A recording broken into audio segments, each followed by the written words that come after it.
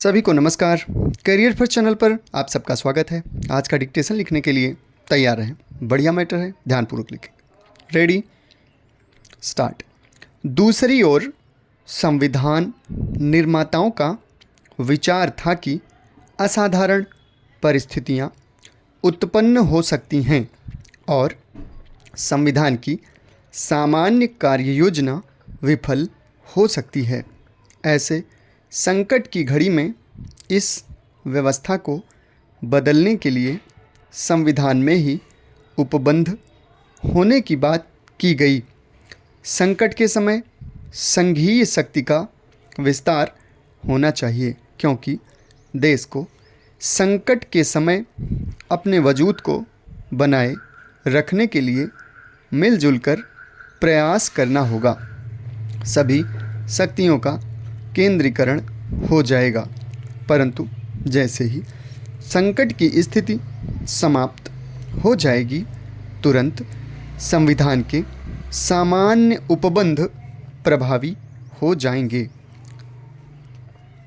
संघ का यह संवैधानिक कर्तव्य है कि वह बाहरी आक्रमण और आंतरिक अशांति से प्रत्येक राज्य की संरक्षा करे और यह सुनिश्चित करे कि प्रत्येक राज्य की सरकार इस संविधान के उपबंधों के अनुसार चलाई जा रही है।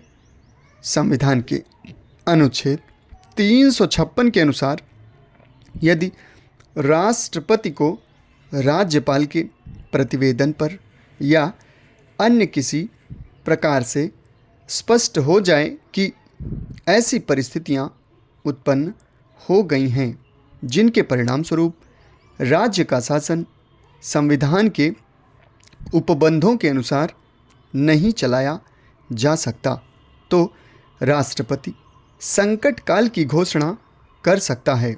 यदि कोई राज्य संघ द्वारा दिए गए निर्देशों का पालन करने में असमर्थ रहता है, तो यह समझा जा सकता है कि सांविधानिक तंत्र विफल हो गया है और अनुच्छेद 356 के अंतर्गत राष्ट्रपति शासन की उद्घोषणा निधि संगत होगी।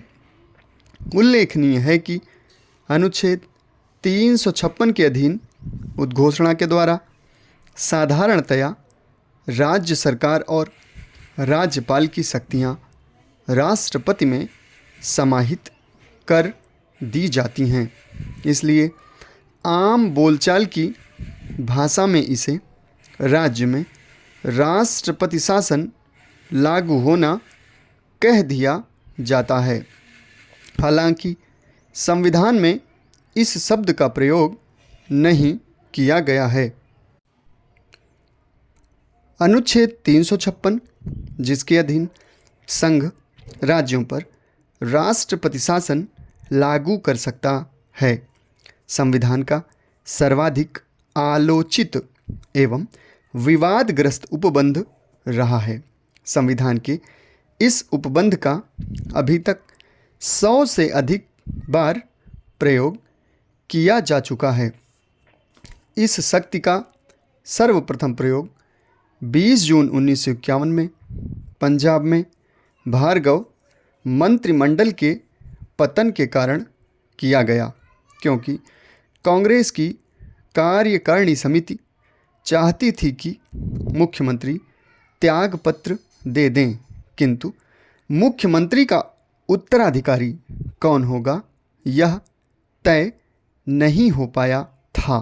बहरहाल यह शुद्ध रूप से कांग्रेस का आंतरिक मामला था। वर्ष 1977 में मोरारजी देसाई के नेतृत्व वाली जनता सरकार द्वारा 9 राज्यों की विधानसभाएं भंग कर राष्ट्रपति शासन लागू किया गया। इस स्थिति की पुनरावृत्ति 1980 में हुई, जब केंद्र की इंदिरा सरकार द्वारा 9 राज्यों की विधानसभाएं भंग कर दी गईं।